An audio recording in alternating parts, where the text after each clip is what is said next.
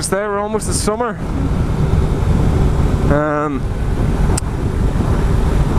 It's still cold enough to be spring, but you know what? I'm not going to complain whenever I see blue skies and a bit of sunlight again. I'm just driving back here to get a suit. Running pretty low on petrol, so this might be a wee short vlog, or I might continue it after I get some, but what do you know, let's jump back up to 2 bars. Might do me a wee bit longer just yet. Yeah, one of the things I wanted to sort of talk about in this vlog was, don't know how many of you have seen it, but it's pretty funny, and I'll try and remember to drop a link in the description. TallGuySmallbike, I think that's his name is. Basically, it's fucking hilarious because it's left indicator on. So anyway, TallGuySmallbike, I think that's his name. And long story short, this little chav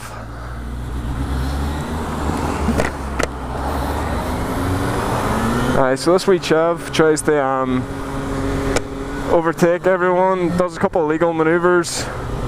Boy in the bike pulls up beside him, blocks his doorway. Chav tries to Chav tries to hit the boy in the bike, but turns out the guy in the bike is 6'8", so that didn't turn out too well for him. But if you haven't watched it, give it a watch. It's brilliant, but at the same time, you know, it makes you think, like, because I'm wondering now, is he going to get assault charges or something? Like, even though the wee chavvy guy was clearly in the wrong doing what he did, you know, as much as you want to do it to him and hit him in the face, you know, it's not something you should do. Like, well, according to law anyway, but how many of us have stuck to that? So yeah, what else did I say I'd cover? Sort of the main thing, whenever I get back here, I'm gonna video the damage done to the bike. Well, saying that, you can't see the full brunt there because I've done my best to buff it out and replace parts and all the rest of it. I'm actually going back to replace the clutch and replace the brake. So again, I'll try and show you more of what the damage was done to the clutch, because it's snapped in half here. But that's what I'm saying. Got a new clutch, new brake. Didn't have to get a new brake, but hey, if you're gonna get one different colour, you might as well get them both different colour. But yeah, it's a weird thing having a helmet cam on, because you know, you're sort of aware everyone's looking at you. Well, it feels like everyone's looking at you whenever you actually really look around. Most people don't even seem to notice it. But you know, it's strange. You know, it's one of them things that you sort of think about, like, because if you don't have a helmet cam on, you can't really share it. Like, you know, it's one of the things that makes motovlogging interesting is that, you know, like an ordinary vlog, a person will, you know, sit down in front of a camera, they'll sit and they'll talk about their thoughts or what happened that day or whatever. But you know, you get a motovlog and you know, I could be sitting here talking about my thoughts or the rest of it, and you know, I could see an accident, or you know, I could have an accident.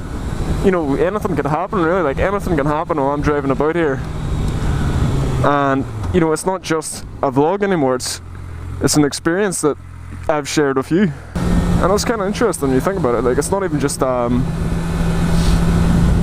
like, you know, I was saying earlier, like about your man could be in bother. You know, he could get in bother because he hit that boy, even though you could easily argue that the boy probably had it coming. You know, at the end of the day, he still hit a boy. It's assault.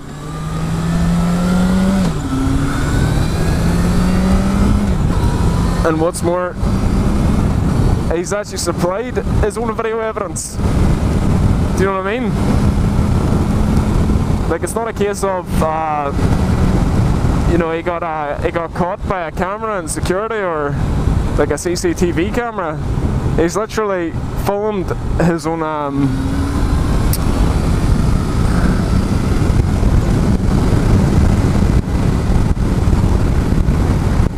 he's filmed his own crime. I don't know how much you can really hear here, but so yeah, just gonna slow down enough to be able to talk to you. But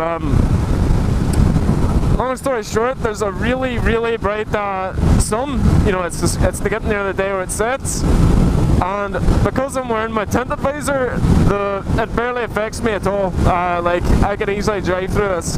But if I was to take off my visor, or if I was to wear a normal visor, it would affect my vision to the point I wouldn't be able to drive on this road properly. You know, I wouldn't be able to see what was in front of me, and yet, you know. But this is the thing that's stupid, is that this type of visor is actually illegal because it blocks out this amount of tint. But it's the same as wearing sunglasses, and you're allowed to wear sunglasses underneath your visor, even though they may block more than what this blocks.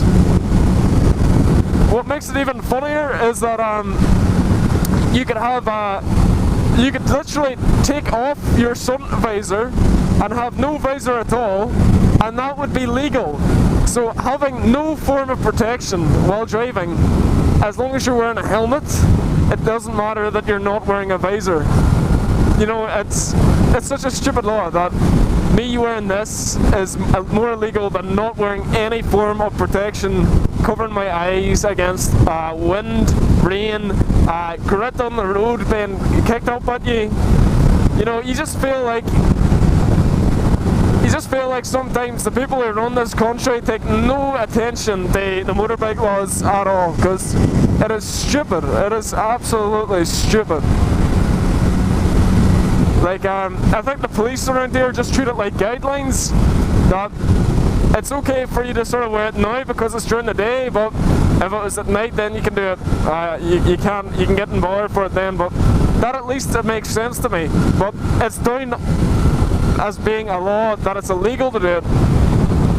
But the police at least are smart enough to treat it just as a guideline.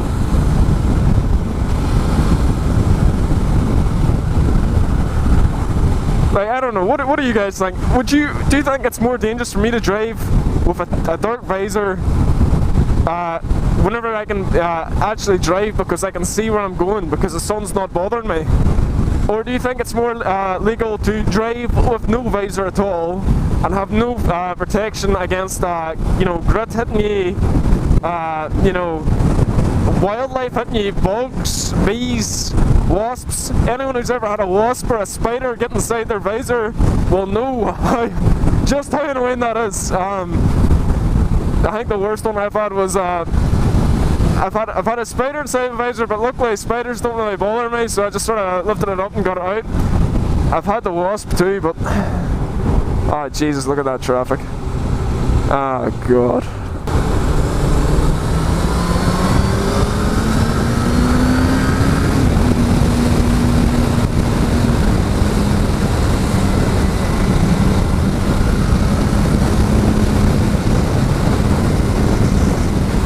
And that's how you do a bit overtaken.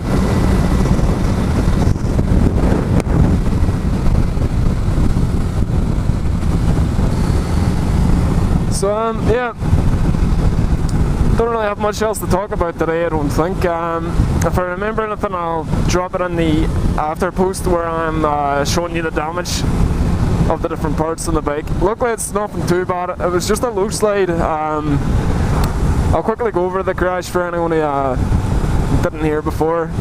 All it was coming out of a junction, double white lines, really greasy.